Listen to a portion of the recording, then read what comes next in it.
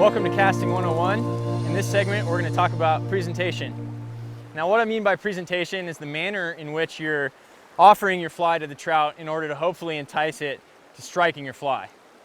You know, just like if you go to a five-star restaurant, you're not going to eat the food if they just slop it on the plate and throw it out there.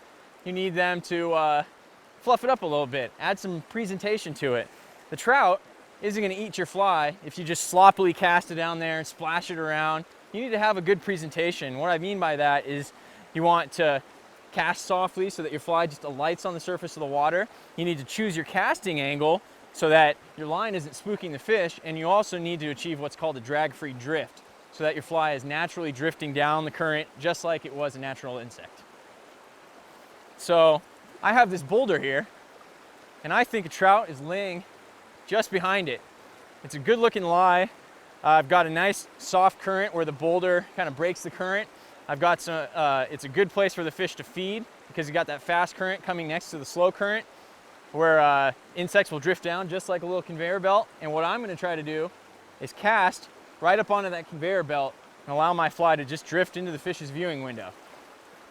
The first thing I need to do, make sure I'm casting from the right angle.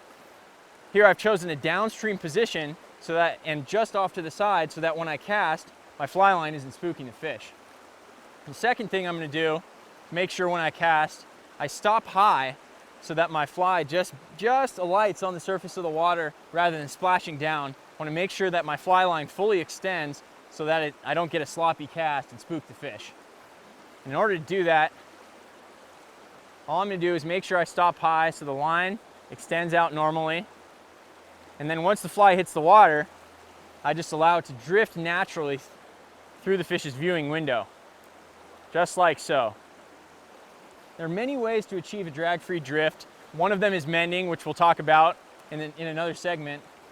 The way I've chosen here is just by choosing my casting position wisely. Because I'm presenting from a downstream angle, my fly naturally drifts slowly through the current without any drag. If I had chosen a different angle, say across stream or upstream, my fly might drag in the current, but in the downstream angle, because there's no drag on my fly, I can present it with a natural dead drift. And hopefully, if I get a good presentation here, I'll get a fish to come eat my fly.